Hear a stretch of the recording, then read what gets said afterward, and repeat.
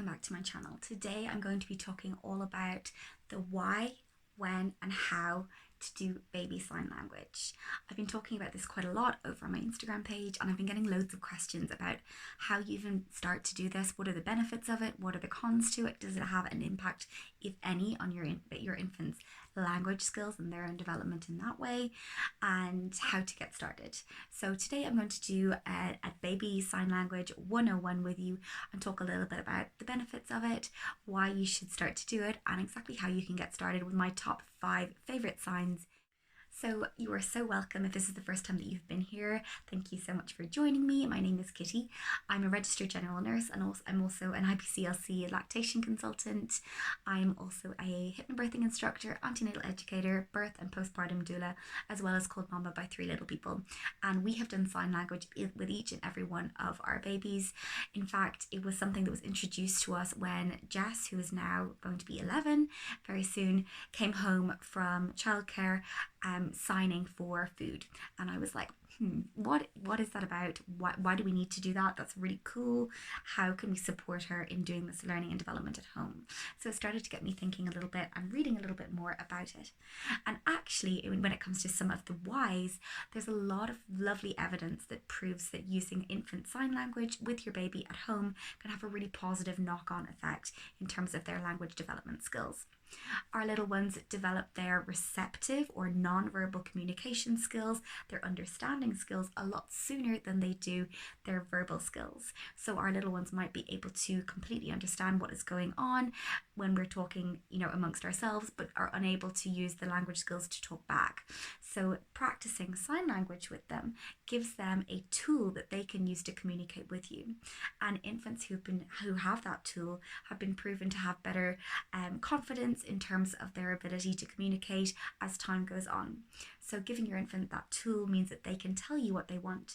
It also has a really lovely knock-on effect. So particularly as you're coming up on those really huge developmental milestones where your baby's maybe going through some really big emotions, you can sort of get ahead of the curve for some of those big emotions by helping to meet their needs. So reducing any frustrations around them having difficulty communicating what it is that they want. So let's dive into the when. So for both of my boys, I started doing some degree of sign language and offering signs for various daily activities in and around the 6 or 7 month mark. So generally somewhere around when we're starting solid foods, because for us, that was a really nice time in terms of alertness. There was more activities being exercised and practiced during the day. So it gave us more opportunities to practice sign language. So with this, it's all about practice and consistency and making sure that the signs that you are offering your baby are really clear. So we would do this several times a day. The sign that we first began with Archer was the one that he loved most and the one that he picked up first, and that was for milk. So it's a really easy one. Just in the same way you were imagining milking a cow, you would milk them somewhat like this. So it's very easy for you to do and remember, but also for your baby to practice and then replicate. It's really important to remember that no matter how often or how frequently you're offering these signs, the sign that your baby then does in return is not going to be exactly as it might look for you. So it might be a slight variation of that. And really, it doesn't matter if it's hugely accurate or not, so long as it's that communication between you and your baby. So this means milk. The next sign that we taught Archer was when it came to solid food. And it was really important for us that he was able to tell us that he was both looking for food, looking for water, and that he was all done. So they were the next 3 that we did. So food for us is literally as if you were picking up food from a plate and bringing it to your mouth. So this means food.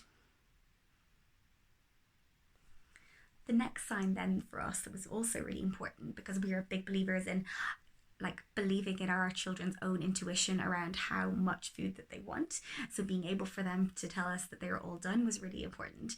So for us, we were talking about food, and then we would ask him, are you all done? And this means all done. So literally you're waving and twisting your hands with both hands at the same time. Following on from all done, it's nice to be able to ask if your little one wants more. So more of anything, more water, more milk, more playtime. But in particular, we would offer this around food. So we'd ask Archer if he wants food, if he's all done, or if he wants more. And more is where you pinch your fingers and you tap your fingers together. So we ask Archer, you say, Archer, would you like some more toast? And he would say, more please. So the next sign is something that we added in when it came to, again, the addition of solids, but it was in particular around water. So water is another easy one for me to sign for. So I get huge breastfeeding thirst as it is at the moment. So if I'm nursing one of the little ones to sleep and I'm asking my husband for water, but I don't want to be making any sound, you make a W with your 3 fingers and you put them to your mouth. So I will tell my husband that I want water like this. So he would be able to run down and get me a bottle of water, so that he knows in a way that is like a secret code. But Archer is not quite able for this one, but my son Atticus is well able. So 3 fingers in the shape of a W up to your chin. And then last but not least, this is like a little bonus sign. And this is something that I found really helped because both of my boys are really did not like nappy changes, and we've done EC with both of them at various stages, and that's worked really well for us. But prior to that, changing them was really a big deal, and one of the things that really helped was signing for nappy changes, so they knew that they were coming.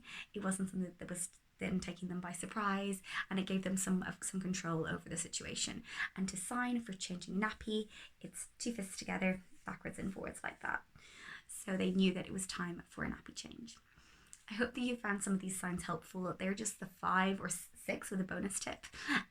Basic signs that can actually take you quite a long way in terms of communicating with your baby. And I hope that you enjoy implementing them in your daily strategies with your baby. Let me know how you get on and send me some cute little videos over on Instagram of your little one signing back to you.